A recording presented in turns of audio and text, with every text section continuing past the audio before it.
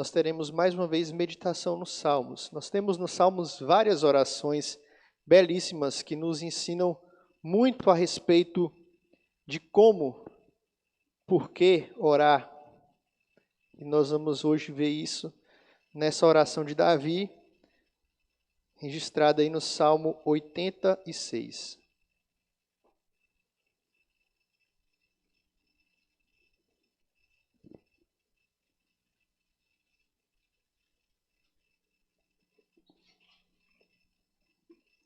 Salmo 86, oração de Davi. Inclina, Senhor, os ouvidos e responde-me, pois estou aflito e necessitado. Preserva a minha alma, pois eu sou piedoso. Tu, ó Deus meu, salva o teu servo que em ti confia. Compadece-te de mim, ó Senhor, pois a ti clamo de contínuo. Alegra a alma do teu servo, porque a ti, Senhor, eleva a minha alma. Pois tu, Senhor, és bom e compassivo, abundante em benignidade, para com todos os que te invocam. Escuta, Senhor, a minha oração, e atende à voz das minhas súplicas.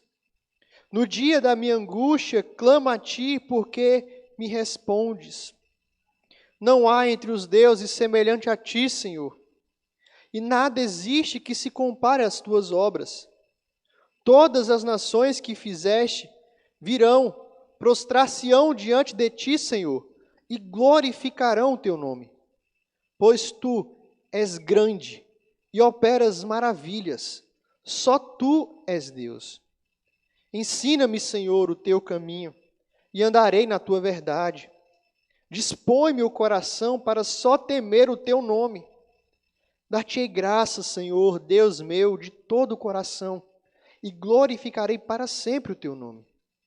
Pois grande é a tua misericórdia para comigo, e me livraste a alma do mais profundo poder da morte. Ó Deus, os soberbos se têm levantado contra mim, e um bando de violentos atenta contra a minha vida. Eles não te consideram. Mas tu, Senhor, és Deus compassivo e cheio de graça, paciente e grande em misericórdia e em verdade. Volta-te para mim e compadece-te de mim. Concede a tua força ao teu servo e salva o filho da tua serva. Mostra-me um sinal do teu favor, para que o vejam e se envergonhem os que me aborrecem, pois tu, Senhor, me ajudas e me consolas. Você já se deparou com uma situação na qual você não podia fazer mais nada? Algo que fugisse completamente do seu controle. Você estava numa posição em que você não consegue nem negociar, nem barganhar. Isso é a essência da súplica. O ato de suplicar implica que injustamente o indivíduo se deparar diante de uma situação, de um quadro em que ele não possui condição, ele não está em posição de negociar, ele não está em posição de pedir alguma coisa, de resolver por ele mesmo, ele simplesmente depende totalmente da posição e atitude de outro. E então ele suplica, ele clama, ele reconhece sua incapacidade de sair daquela situação sozinho. É bem verdade que isso é algo mais comum do que a gente imagina. Em várias situações do nosso dia a dia, nós nos deparamos com momentos em que não depende mais da gente. A gente precisa do outro. A gente fica de mãos atadas, cabe a um outro componente externo, e a gente suplica, a gente aguarda, a gente espera, porque não tem mais o que fazer. E nem sempre essas situações nos dão um retorno positivo. E é justamente nessa situação onde ele não tinha mais o que fazer, e então ele suplica, que o salmista Davi aqui, ele se encontra quando ele escreveu esse salmo. O livro dos Salmos são uma coletânea de poesias, de canções, 150, que são registradas em 5 livros. Nós estamos aqui diante do terceiro livro, onde essa é a única passagem, o único texto que Davi registra nesse terceiro livro. Nós não temos aqui informações específicas sobre como Davi estava vivendo, qual era o contexto dessa oração de Davi. Por que ele estava tão necessitado? Por que ele suplica aqui? Porque ele não tem outra alternativa a não ser suplicar, clamar ao Senhor. E muitos apontam que aqui provavelmente Davi ele estava sendo perseguido por Saul, quando ele faz essa oração, quando ele faz esse clamor. E não foram poucas as vezes em que Saul, o rei Saul, tentou tramar contra a vida de Davi, tentou tirar a sua vida.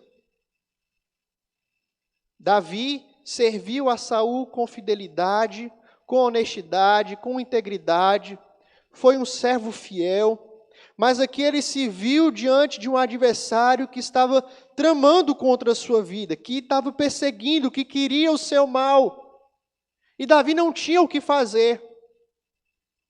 Fugia, se escondia, mas Saul continuava atrás dele, tentando matá-lo, tentando atacá-lo de todas as formas. E a única postura de Davi diante disso é clamar ao Senhor, suplicar ao Senhor. E é interessante que Davi não faz isso de maneira aleatória, soltando palavras simplesmente em sua oração. Ele clama, ele suplica, mas ele faz isso confiado no Senhor, com esperança no Senhor. Talvez você nessa noite não esteja vivendo uma situação de perseguição como Davi estava vivendo aqui. Talvez não tenham pessoas tentando tirar a sua vida, maquinando contra você. Mas certamente, eu e você nos deparamos com situações difíceis. Problemas em nossas vidas, em que nós nos encontramos também sem saída, na qual a única saída que nos resta é clamar, é suplicar. Porque todos nós encontramos adversidades, assim como Davi estava encontrando aqui.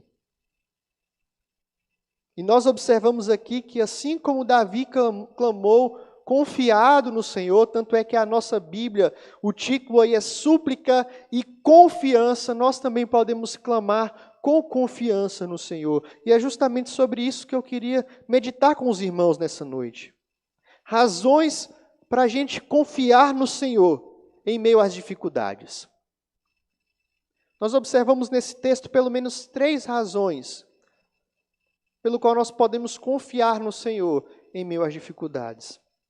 E a primeira razão para confiar no Senhor em meio às dificuldades é porque Ele, o nosso Deus, Ele se relaciona conosco.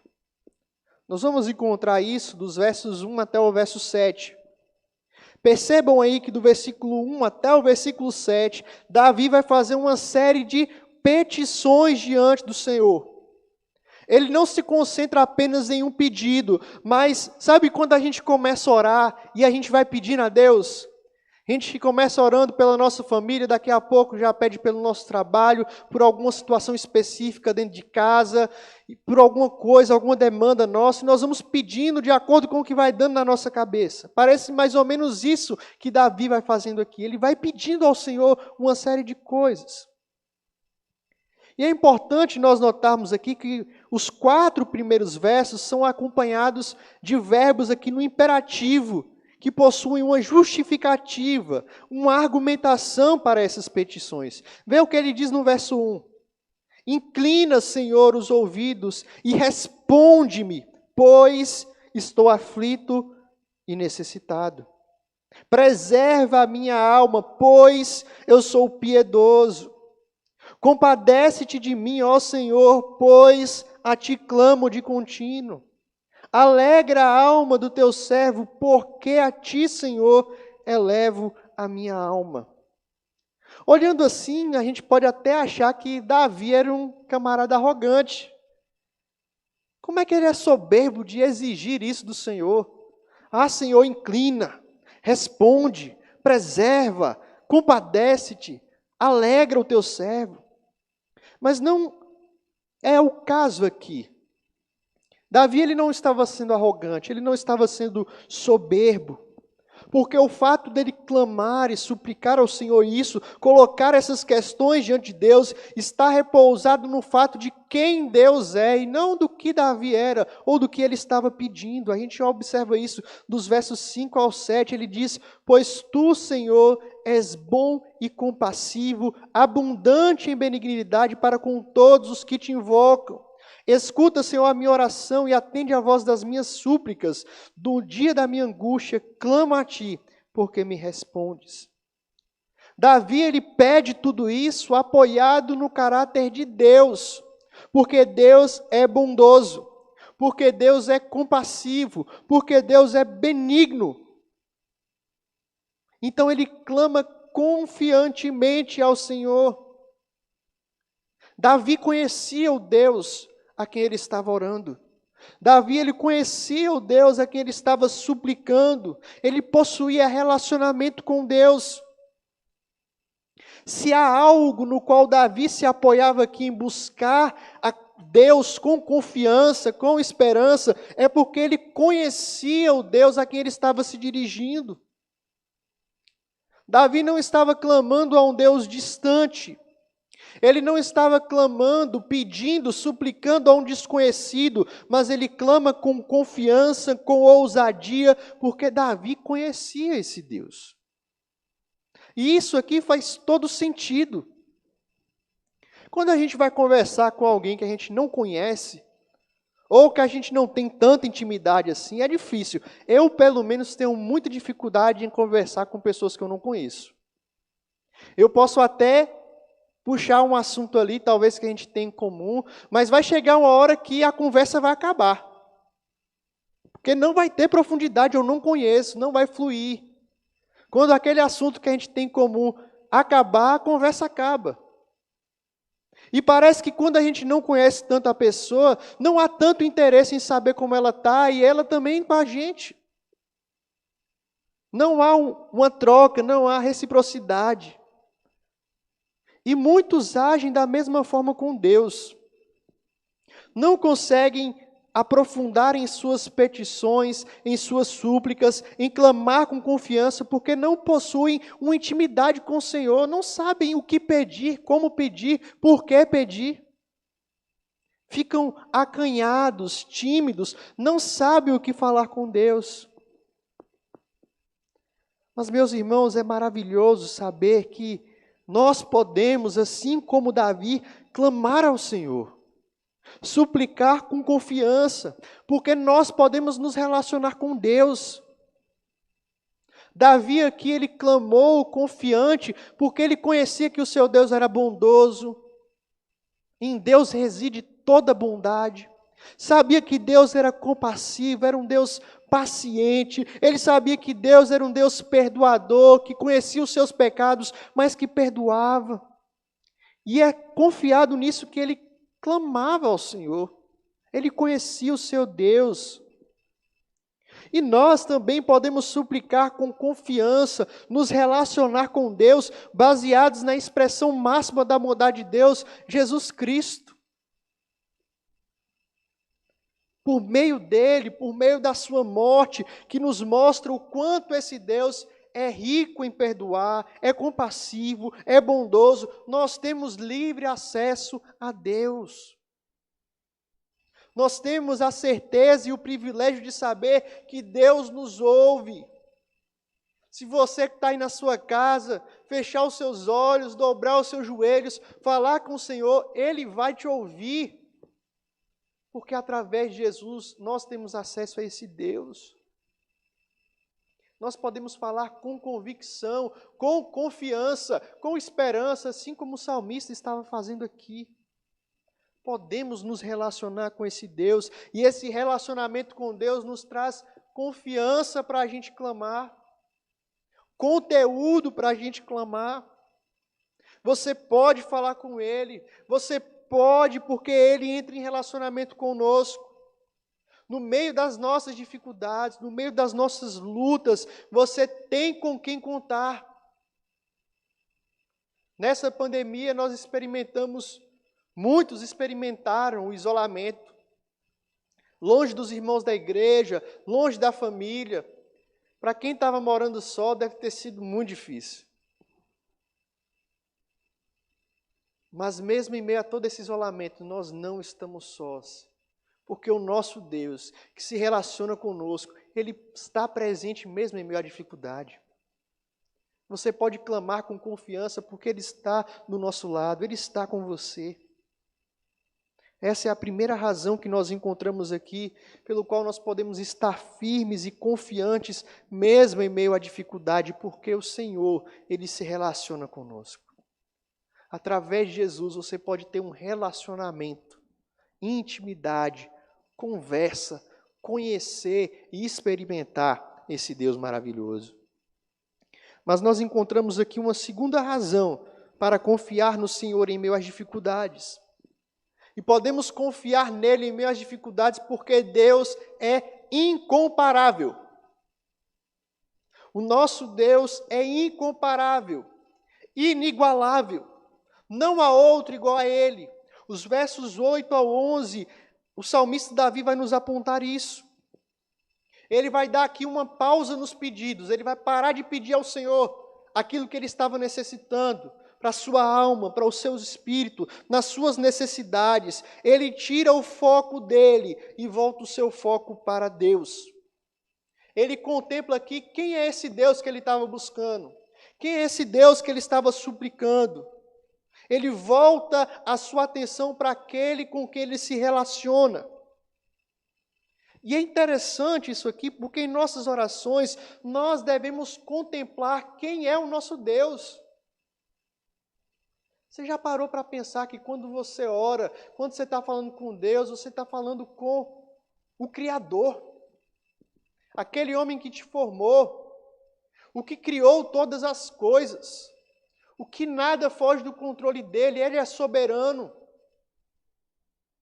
Você já parou para pensar seriamente sobre isso, sobre quem é o seu Deus, sobre o que ele é, sobre o que ele é capaz de fazer, a diferença que isso faz na sua vida?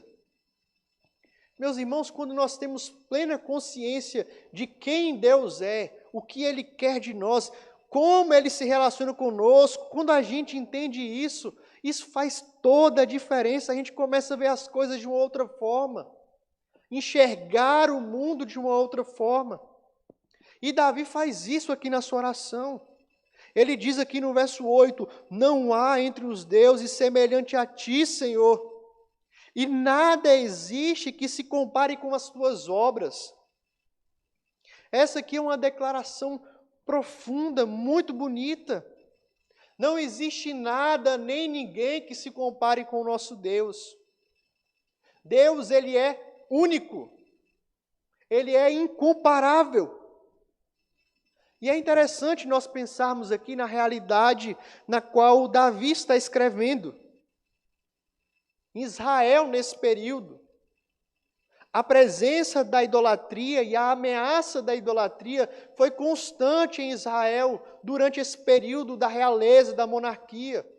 As nações vizinhas a Israel eram nações idólatras, pagãs, adoravam outros deuses. E muitas vezes isso esteve presente no meio do povo de Israel. Depois de Davi, veio Salomão, seu filho, que se casou com diversas mulheres e ele cedeu às religiões dessas mulheres. Serviu a deuses dessas mulheres. E esse foi o motivo pelo qual o Senhor dividiu o reino entre o reino do norte e o reino do sul. E após esse período da divisão, os reis de Israel sempre alternaram entre reis bons e reis ruins, reis que se aproximaram do Senhor, mas reis que se afastaram, que foram idólatras, que construíam postes ídolos e sacrificavam para falsos deuses. Essa certamente seria uma palavra muito útil para esse povo. Não há outro Deus além do nosso Deus. Não há outro Deus semelhante a ti, Senhor. E embora nos nossos dias hoje, enquanto religião, enquanto deuses representados em imagens, não seja muito problema em nossas igrejas, mas a gente percebe uma idolatria mais profunda. Uma idolatria que muitas vezes nós nem percebemos. Falsos deuses que roubam o lugar de Deus, a nossa atenção, o nosso tempo. E tudo que ocupa o lugar de Deus em nossas vidas torna-se um ídolo, torna-se um falso Deus em nossas vidas. Pessoas que amamos podem estar sendo ídolos em nossas vidas. O nosso emprego, a nossa carreira, os nossos sonhos, o esporte, o nosso dinheiro, coisas que em si não são ruins, se estiverem no seu devido lugar de importância. Mas quando qualquer dessas ou outras coisas tem sido a nossa motivação, tem sido o sentido de nossas vidas, isso acaba se tornando ídolos. E diante disso, meus irmãos, assim como Davi, nós precisamos lembrar que nenhum dos nossos ídolos é semelhante ao nosso Deus. Não há nenhum que se compare àquilo que Deus fez e faz por nós. Não são esses ídolos que nos assistem em nossas angústias. Pelo contrário, os nossos ídolos, eles demandam de nós sacrifício, esforço. Faz a gente perder o nosso tempo, faz a gente perder a nossa energia para satisfazê-los. Eles requerem de nós, muitas vezes, o que eles não podem nos dar, e Ele não vai nos dar mesmo. Porque somente um pode nos preencher de verdade, porque somente um pode nos satisfazer de verdade, porque somente um pode nos fazer alegres, contentes e felizes de verdade. Esse alguém é o nosso Deus. Porque não há nenhum falso ídolo que a gente tenha que se compare a Deus. Nada do que eles possam fazer, que pode até nos trazer uma alegria momentânea, uma satisfação momentânea, nada disso se compare com aquilo que Deus faz em nossas vidas. Nós adoramos a um Deus que opera maravilhas, como Davi nos diz. Um Deus que diante dele todas as nações virão e glorificarão o seu nome, vão se prostrar. E esse verso aqui aponta para Jesus Cristo, para a missão do povo de Deus, que não se limita apenas a Israel, à igreja, mas que é para as nações. Todos virão e vão se prostrar diante desse Deus. E diante dessa realidade que Davi aponta aqui, de um Deus único, de um Deus incomparável, de um Deus maravilhoso, de um Deus todo-poderoso, a declaração de Davi aqui é: Senhor, me ensina. Senhor, me ensina a andar no seu caminho. Senhor, me ensina a andar na verdade. Coloca no meu coração a vontade, a disposição de te obedecer, de temer somente ao Senhor. Isso aqui, meus irmãos, é muito profundo e verdadeiro, porque muitas vezes, embora a gente saiba quem Deus é, a gente sabe que só existe um Deus. A gente sabe que Ele criou todas as coisas, a gente sabe que Ele está no domínio de todas as coisas, Ele é o nosso Deus, Ele deu Jesus Cristo, Ele é verdadeiro, Ele é Senhor, a gente sabe disso, mas ainda assim a gente insiste em continuar com os nossos ídolos. Nós continuamos em andar segundo a nossa vontade. Nós buscamos insistentemente preencher nossa segurança, nossa expectativa, nossa confiança fora do Senhor. Davi aqui, ele reconhece sua humanidade, ele reconhece que ele é falho, ele reconhece que ele precisa da ajuda do Senhor. Deus, me ajuda. Deus, me ensina. Só o Senhor pode me fazer andar nos teus caminhos. Somente o Senhor pode me levar para uma vida verdadeira de devoção, de adoração ao teu nome. Somente o Senhor pode me levar a confiar de fato em ti. Senhor, me ajuda. Eu gosto muito de uma canção de Gerson Borges que expressa isso de forma extraordinária. Quando ele fala que até o querer do Senhor, que o querer amá-lo é graça de Deus, é dádiva de Deus. Toda boa dádiva vem dele. Tudo de bom que a gente faz, que a gente vier a fazer, que a gente fez, é Ele quem permite e quem capacita. Isso é obra do Espírito em nossas vidas. Senhor, me ensina a te querer. Senhor, me ajuda a te querer, a desejar a tua palavra, a desejar a tua presença, a confiar no Senhor. Senhor, me ajuda. Meus irmãos, que isso possa ser expressão de nossas orações. Diante do conhecimento desse Deus incomparável, desse Deus maravilhoso, fonte de toda a nossa segurança, que a gente possa pedir mesmo, orar como Davi: Senhor, me ajuda a confiar no Senhor. Senhor, me ensina a andar nos seus caminhos. Me ajuda a pegar no Senhor. A quem tenho eu no céu senão a Ti? E na terra não há quem eu deseje além de Ti. Que isso seja oração em nossas vidas. Senhor, me ensina.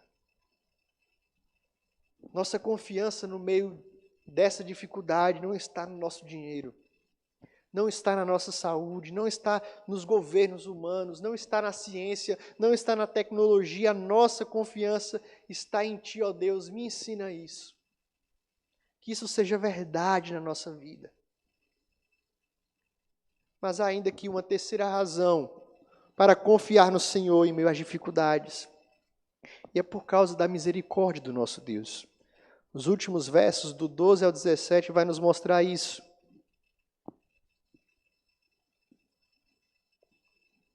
Davi aqui suplicou com confiança, ressaltou aqui que ele possuía um relacionamento com Deus, que ele conhecia quem era esse Deus incomparável, maravilhoso. Então agora Davi, ele rende graças ao Senhor. Ele agradece ao Senhor. Ele expressa a sua gratidão por um motivo muito especial. Davi, ele rende graças ao Senhor porque Deus é misericordioso. Deus é misericordioso. A misericórdia desse Deus é grande demais. E nesses últimos versos nós encontramos aqui de forma mais clara o que é que estava mexendo com Davi. Por que Davi estava tão angustiado? Porque ele estava suplicando e clamando ao Senhor. Ele dá graças ao Senhor porque o Senhor o livrou do mais profundo poder da morte. O perigo que Davi estava enfrentando aqui era perigo de morte. Saul em diversas vezes tentou matar Davi mesmo. E ele teve oportunidades para isso. Mas Davi continua, ele diz que soberbos homens têm se levantado contra ele, pessoas violentas. Nós percebemos aqui então que não era apenas Saul, mas várias pessoas tentavam contra a vida dele. E ele diz pessoas que não consideram o Senhor, pessoas que não temem ao Senhor. E é interessante que Davi aqui faz uma distinção entre ele e homem que não temia ao Senhor.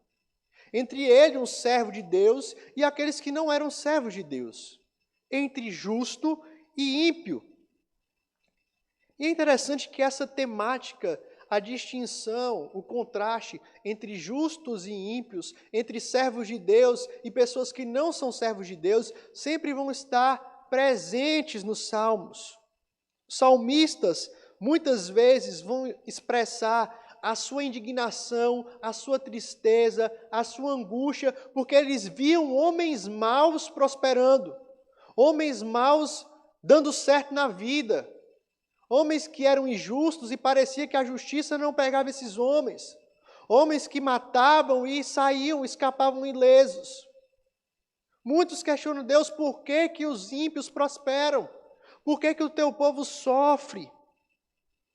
Mas embora essa aparente prosperidade dos ímpios possa até parecer aqui despontar, embora possa até parecer que eles vivam bem, pareça que eles vão triunfar e vão escapar ilesos, todos os salmistas concluem que esses ímpios, esses homens que não temem ao Senhor, eles vão receber a sua paga. E a despeito do sofrimento causado pelos homens maus aqui, Davi confia na misericórdia do Senhor. Ele pede ao Senhor: Deus me salva, me livra, me dá um sinal para que o seu nome seja glorificado. Mais uma vez, Davi tira o foco dele e bota o foco no Senhor, para que as pessoas vejam quem é o Senhor. E quando Davi faz isso, ele mais uma vez não faz confiado nele mesmo, mas Davi clama ao Senhor confiado na misericórdia do Senhor. E a palavra no hebraico para misericórdia é literalmente intestinos. E isso é interessante porque o intestino estava para os hebreus como o coração está hoje para a sociedade ocidental. Ele era o centro das emoções. Quando você falava que ama alguém de todo o coração, você fala, eu te amo no profundo, nas minhas entranhas, eu amo você. Era ali onde estava o centro das emoções. Então aqui falar de um Deus misericordioso é falar de alguém que se compadece profundamente, que sente a nossa dor, que sente o nosso sofrimento, que sabe aquilo que o povo passa. Ele sente. E esse sentimento e essa misericórdia é que leva Deus a agir segundo a sua misericórdia com o seu povo. E isso é uma manifestação maravilhosa do amor de Deus. É a sua misericórdia. É Ele ver que o seu povo está sofrendo e se compadecer. Ele tem misericórdia. E o mais maravilhoso é saber que essas misericórdias não têm fim. Jeremias diz que as misericórdias do Senhor são a causa de não sermos consumidos, porque elas se renovam a cada manhã em nossas vidas. Em vários salmos nós vamos ver essa afirmação: a misericórdia do Senhor dura para sempre. Davi ele estava passando aqui por suas dificuldades, por perseguição, por ameaça de morte, tramas intensas, mas ele confiava em Deus, porque Deus era misericordioso. Ele age com misericórdia com o seu povo.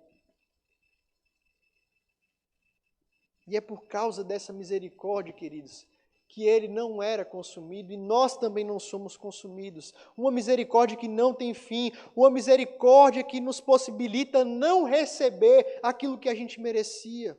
Porque o Senhor, Ele se compadece de nós. Porque o Senhor, Ele sabe do nosso sofrimento. Porque o Senhor conhece as nossas lutas, conhece a nossa limitação, conhece as nossas fraquezas. Confie no Senhor. Confie na misericórdia do nosso Deus. Clame ao Senhor segundo a misericórdia dEle.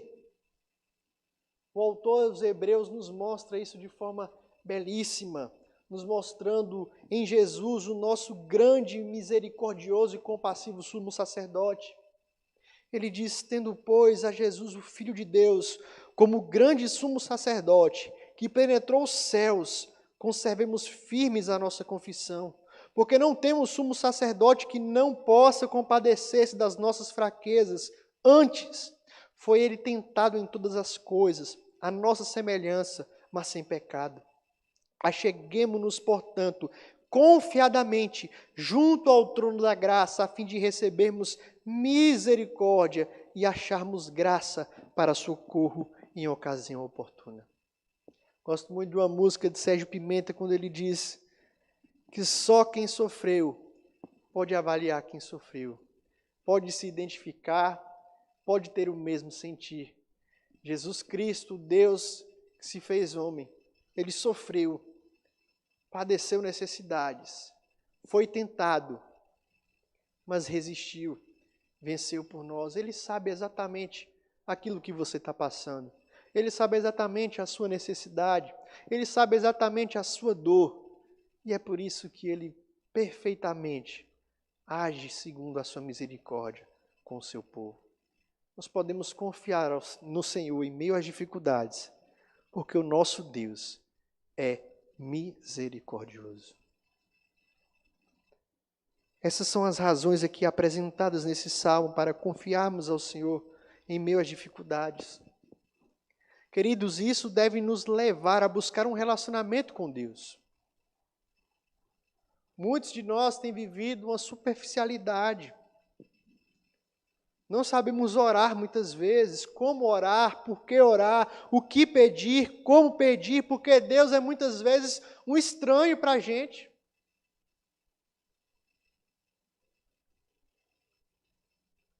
Que possamos buscar, de fato, ter um relacionamento com o Senhor, ter intimidade com o Senhor. Ser ousado, como Davi foi, de pedir ao Senhor mesmo, de clamar ao Senhor mesmo, confiado não na gente, mas nesse Deus que se relaciona com a gente. Deve nos levar também, queridos, a confiar única e exclusivamente naquele que é incomparável. Largue os seus ídolos.